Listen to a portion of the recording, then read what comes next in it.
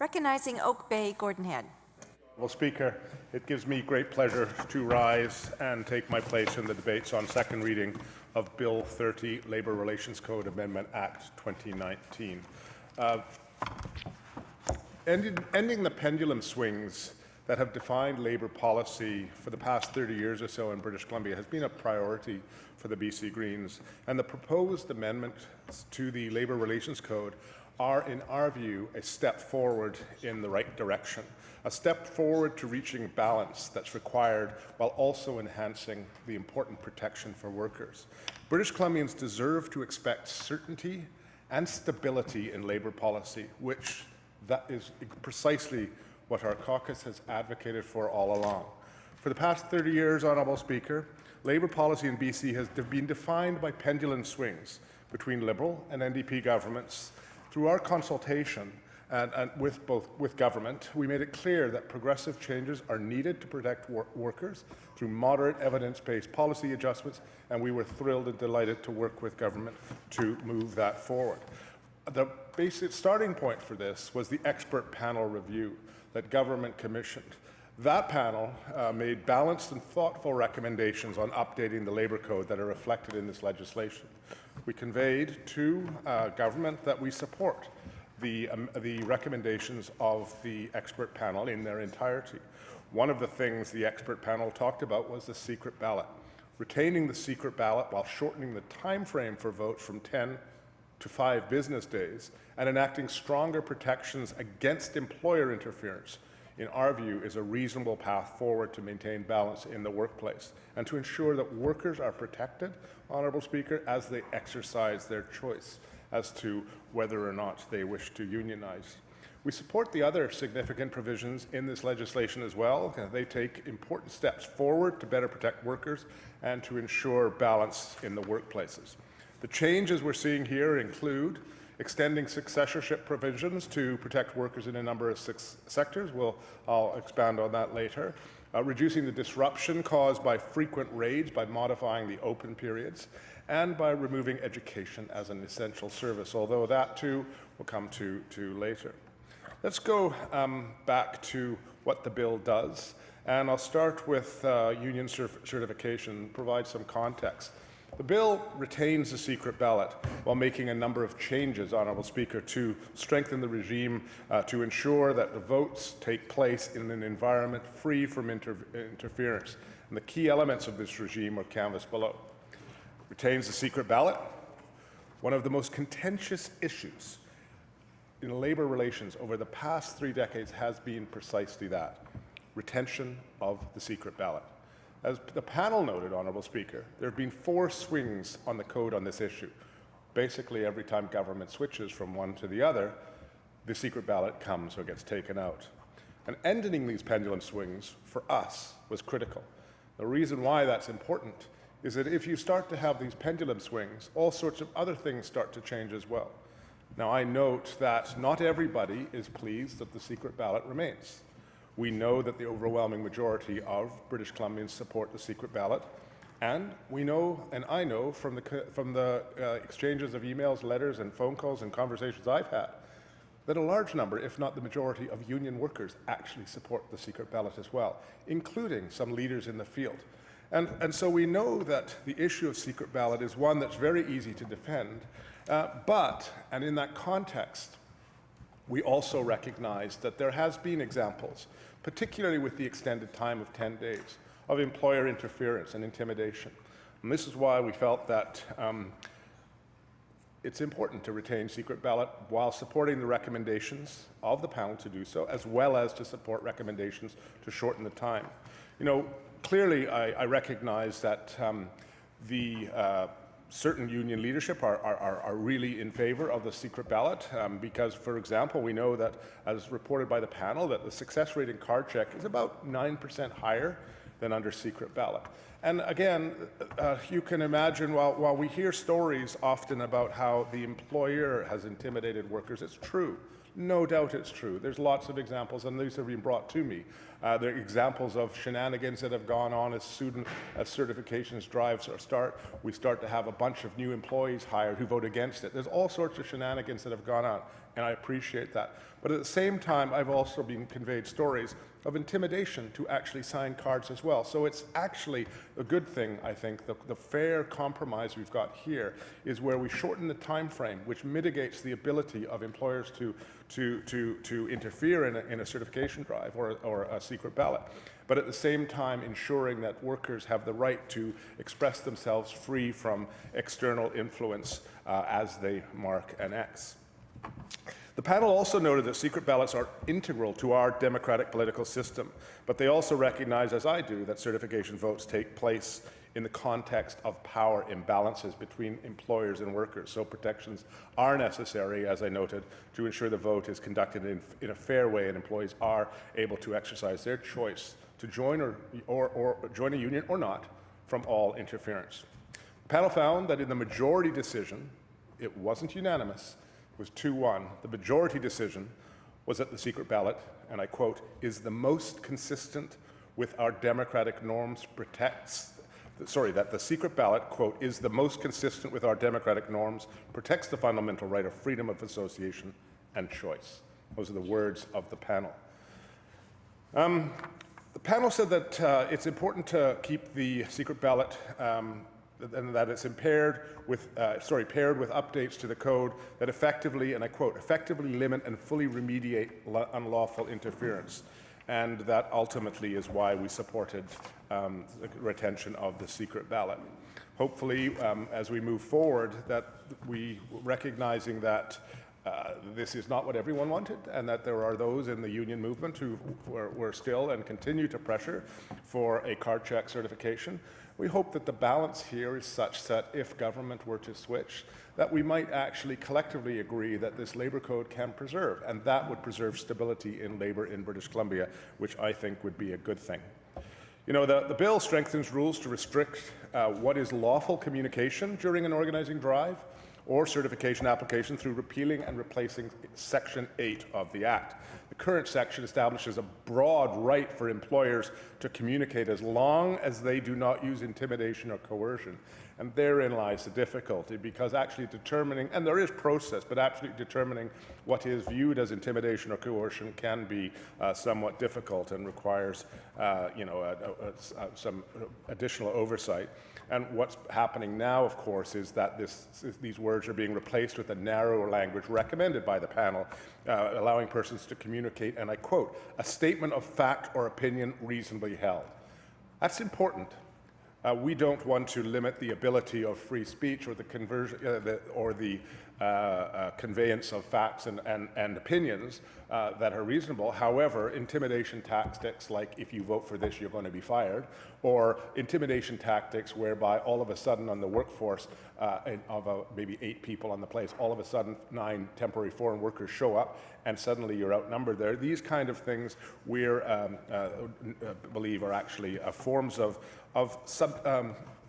undermining the democratic process of allowing individuals to unionize.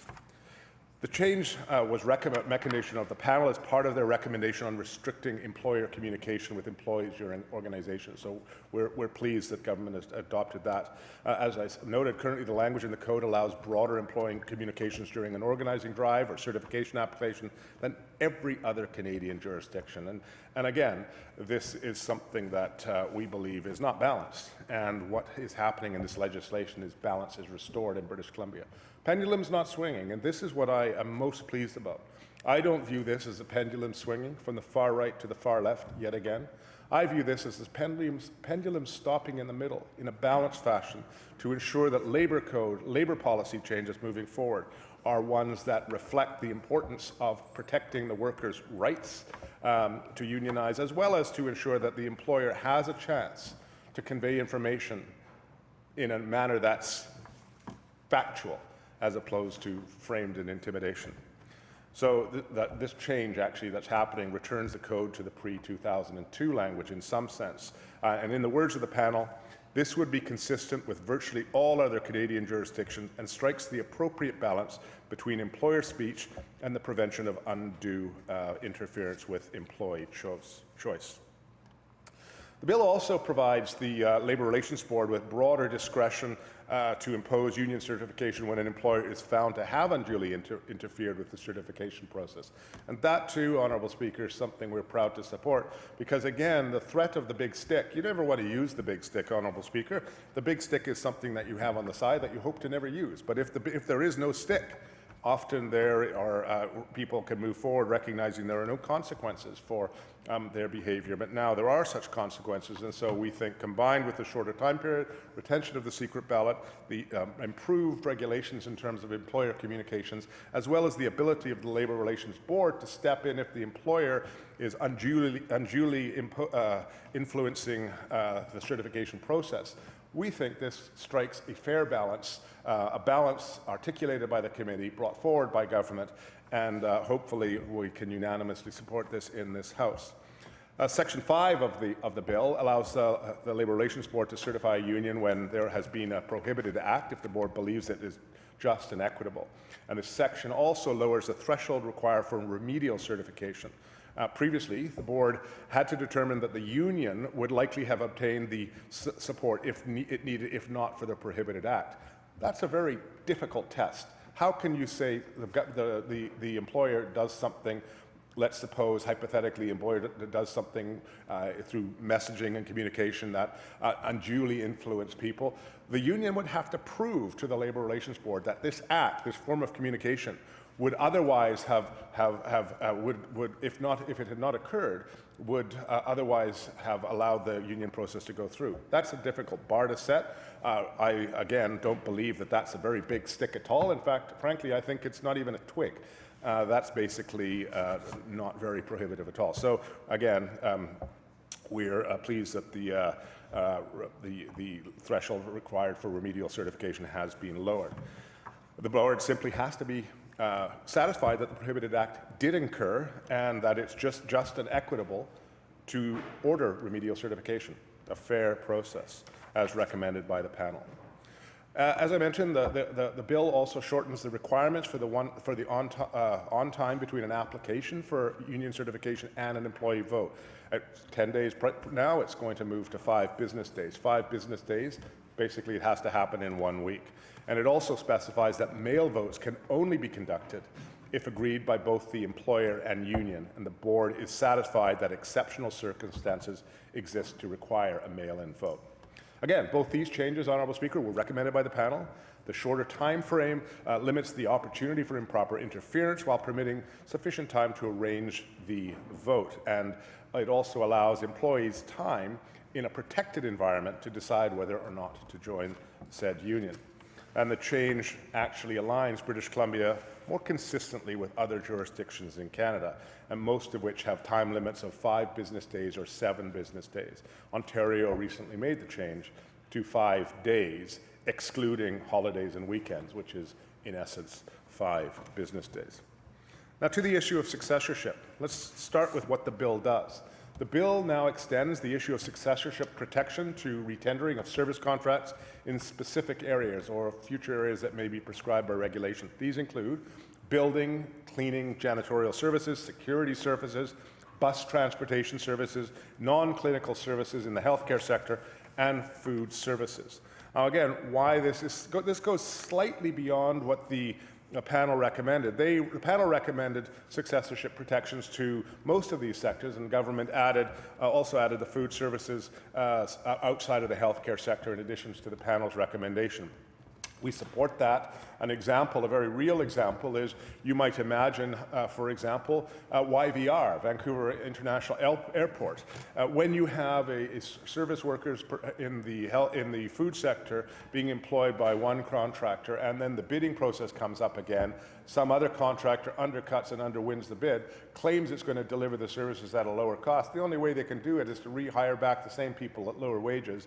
This is not fair, and nor is this right. So we don't believe that this tendering process should undermine the ability of the people who've been there for many, many years to actually retain their job or build on their seniority. And because ultimately, they are the heart of the food sector, and were they to not be given this protection, a new contract comes in, all their benefits are gone, all their salary negotiations have gone. They have to start again.